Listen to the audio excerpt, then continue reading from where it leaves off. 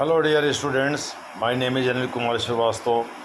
Today I am going to discuss a topic on international relations. You can say that is happening fast in our neighborhood. I am talking of Bangladesh, where a day-long curfew has been imposed. In fact, day-long, night-long, what I mean to say, a curfew has been imposed, and a curfew has been imposed across several cities and nations. However, national emergency like situation prevails there, and several security forces are on the streets fighting against the students. In fact, the Easter began as a response to government decision to reserve 30% government jobs for the families of those who fought for liberation from Pakistan. I am talking of it, in fact, between 1969 and 71. What happened in Bangladesh was, in fact, a gory scene when General Field Marshal General Yahya Khan was the military dictator of Pakistan, and General Tikka Khan and later Lieutenant General A.A.K. Niazi. I would like to tell you, both became one after another the governor of Bangladesh, then known as East Pakistan. But Mujibur Rahman wanted to liberate Bangladesh from the control of Pakistan, whose mainland lay away almost 750 miles. I would like to tell you. In fact, Islamabad was almost 750 miles away from mainland Bangladesh, Dhaka, what I mean to say, or Chatgaon. And this way, Bangladesh took full benefit of this one, full benefit of the distance one. In fact, even during English period, when Pakistan was carved out, when India got independence, I would like to tell you that then preceding that incident, in fact, cabinet mission visited here in India under the chairmanship of Patrick Lawrence, and in fact frowned upon the earlier decision of carving out Pakistan. I would like to tell you that the demand for Pakistan was rejected by cabinet mission. One of the grounds for such a rejection was the distance. It gave out mainly two reasons. Then one was the distance, another was that even in pockets dominated by Muslims, Hindus too accounted for nearly 47 to 48% population. I would like to tell you, Muslim population was slightly higher than the Hindus in those pockets. Hence, on these two grounds, the cabinet mission plan rejected the demand for Bangladesh, which was then known as East Pakistan.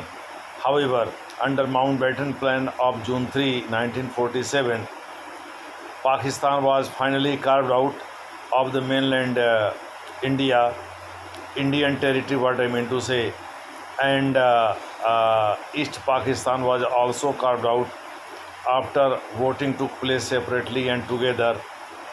The local MLAs voted in favor of Pakistan, which was in fact a dream come true for Muhammad Ali Jinnah, who was fighting for this, and communalism was at its height then. I would like to tell you that then it became very much clear that Muslims were not willing to live here in India. Whatever be the case, that is a matter of history. However, it does not apply to all Muslims. Several Muslims choose to stay back here in India, and they didn't like carving out of Pakistan on religious basis. Whatever be the case, in fact, Pakistan was liberated. Pakistan, in fact, controlled over Bangladesh, and Bangladesh was liberated from Pakistani control in 1971. In fact, in 1971, a war broke out between India and Pakistan on the issue of Pakistani forces or military, in fact, uh, castigating India's hand, or in fact pointing out at India's hand in what was happening there in Bangladesh, especially Mujibur Rahman. They claimed that Mujibur Rahman, in fact, in the Srimati Indira Gandhi considered Mujibur Rahman as her brother, so she attempted to help out Bangladesh, then East Pakistan, to be liberated from the yoke of or clutches of Pakistan.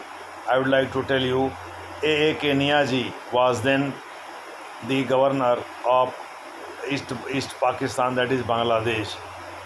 In fact, this is the background that I have discussed. Against this backdrop, I would like to tell you that whatever happened in Bangladesh, in fact, or whatever is happening right now in Bangladesh, is a replica of the past, you can say. And several government employees there, in fact, still follow the Islamic code introduced there by, in fact, Ziaur Rahman, who is said to have assassinated Mujibur Rahman. Ziaur Rahman was in fact handpicked by Mujibur Rahman himself to head the military of Bangladesh. He had been appointed as the army general there, but it is believed that after his appointment in 1975, he forcibly entered the palatial building of the president and killed the president and his other Shian. However, Sheikh Hasina, who is currently the Prime Minister of Bangladesh, was away then, and one of his brothers was also away from the scene. That's why they survived this gory incident. I would like to tell you, currently, Sheikh Hasina, who has recently won a massive victory there, in fact, introduced this one on 14 July when she announced that 30% of government jobs would be reserved for those who have helped Bangladesh liberate from Pakistan or Pakistani control. I would like to tell you that Pakistan, in fact, is not in favor of Bangladesh under Sheikh Hasina. Rather, it is in favor of Bangladesh to be under the leadership of Begum Khalida Zia, who is a widow of slain Army General then of Ziaur Rahman. In fact, it is believed that forces loyal to Sheikh Hasina, led by Muhammad General Irshad, killed Ziaur Rahman. In fact, Ziaur Rahman is believed to have met with the same ill fate that he had in fact attempted to impose on Bangladesh by killing Mujibur Rahman, its founder, or Bangabandhu. In fact, popularly he is also known as Bangabandhu. Mujibur Rahman is popularly known as Bangabandhu in Bangladesh. I would like to tell you that Sheikh Hasina this way, in fact, is not only political rival but also a political enemy of Begum Khalida Zia. Begum Khalida Zia is believed to be a supporter or sympathizer of the hardliner there in Bangladesh, while Sheikh Hasina is considered to be a sympathizer of the liberators there, soft power there,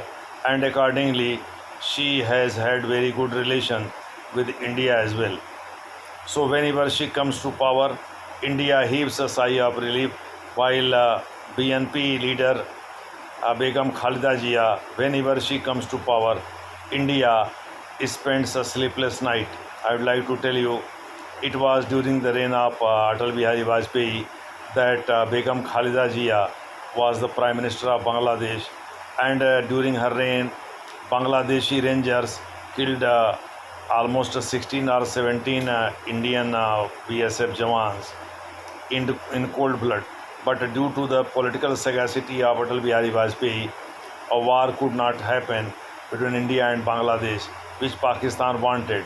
In fact, had a war happened between India and Bangladesh, I would like to tell you that further alienation would have taken place, and Bangladeshi hardliners may have endorsed their view, may have got endorsed their view across Bangladesh, that look, India is not a friend of Bangladesh.